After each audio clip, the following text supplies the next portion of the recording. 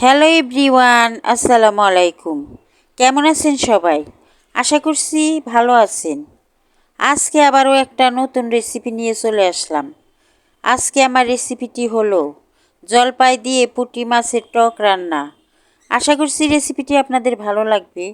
যদি রেসিপিটি ভালো লাগে তাহলে একটা লাইক দিয়ে সাবস্ক্রাইব করে আমার পাশে থাকবেন আরও নতুন নতুন ভিডিও পাওয়ার জন্য। তাহলে আমি এখন শুরু করি। এখানে আমি পুঁটি মাছ নিয়েছি কতগুলা।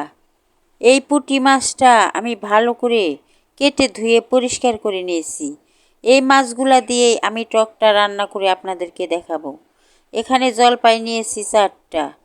জলপাইগুলা মাছের মধ্যে দিয়ে দিব। প্যান নিয়ে নিলাম। প্যানের মধ্যে কেটে রাখা কাঁচামরিচ পেঁয়াজ দিয়ে দিলাম। কাঁচামরিচ পেঁয়াজটা দেওয়ার পর এর মধ্যে লবণ দিয়ে দিলাম। আধা চামচ হলুদের গুঁড়া দিলাম। অল্প একটু মরিচের গুঁড়া দিলাম। যেহেতু কাঁচামরিচ দিয়েছি ওই কারণে মরিচটা অল্প দিলাম। আধা চামচ ধনিয়ার গুঁড়া দিলাম। 1 চামচ আদা বাটা রসুন বাটা দিয়ে দিলাম। 1 টেবিল চামচ তেল দিয়ে দিলাম। এখন হাত দিয়ে ভালো করে মশলাগুলা আমি পেঁয়াজের মধ্যে মিশিয়ে নিলাম। যে মাছটা নিয়েছি তা আমি এই পেঁয়াজের সাথে দিয়ে দিলাম। পেঁয়াজের সাথে মাছটা দেওয়ার পর পেঁয়াজের সাথে মাছটাকে আমি ভালো করে হাত দিয়ে মেখে নিলাম। এখন এই মাছের মধ্যে আমি পরিমাণ মতো পানি দিয়ে দিব। পানিটা এমনভাবে দিব যাতে এই পানিতেই তরকারিটা রান্না হয়ে যায়। আমি পানিটা পরিমাণ মতো দিয়ে দিলাম।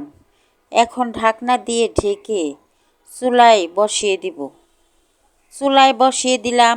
কিছুক্ষণ রান্না করার পর ঢাকনা উঠিয়ে আমি তরকারিটা নেড়ে দিলাম।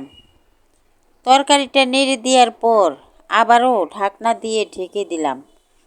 আবারও কিছুক্ষণ পর ঢাকনা উঠিয়ে তরকারিটা আমি নেড়ে দিলাম। এখন এর মধ্যে আমি জলপাই দিয়ে দিব। যে জলপাইটা আমি নিয়েছি তা আমি দিয়ে দিলাম। জলপাইটা আগেই দিতে যাবেন না, তাহলে তরকারিটা অনেক টক হয়ে যাবে।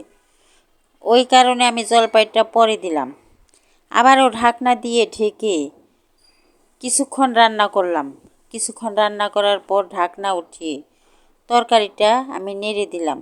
পানিটা অনেকটাই শুকিয়ে গেছে। এখন এর মধ্যে আমি ধনিয়া পাতা দিয়ে দিলাম। ধনিয়া পাতা দেওয়ার পর আমি একটু নেড়ে আবারও ঢেকে 2-3 মিনিট রান্না করব। এই তরকারিটা ঝোল ঝোল অবস্থায় নামিয়ে নিতে হবে, যেহেতু টকের তরকারি। আবারও ঢাকনা উঠিয়ে আমি তরকারিটা নেড়ে দিলাম। তরকারিটা আমার হয়ে গেছে। এখন চুলার থেকে নামিয়ে নিলাম। একটা বাটিতে আমি তরকারি ঢেলে নিলাম। কেমন লাগলো জলপাই দিয়ে পুঁটি মাছের টক রান্না? যারা টক খেতে পছন্দ করেন তারা একবার এইভাবে রান্না করে খেয়ে দেখেন। এই টকের তরকারি বড় মাছ দিয়ে রান্না করলে ভালো লাগে না। ছোট মাছ দিয়ে রান্না করার চেষ্টা করবেন। যদি আমার রেসিপিটি আপনাদের ভালো লাগে তাহলে একটা লাইক দিয়ে সাবস্ক্রাইব করে আমার পাশে থাকবেন আরও নতুন নতুন ভিডিও পাওয়ার জন্য। ধন্যবাদ সবাইকে।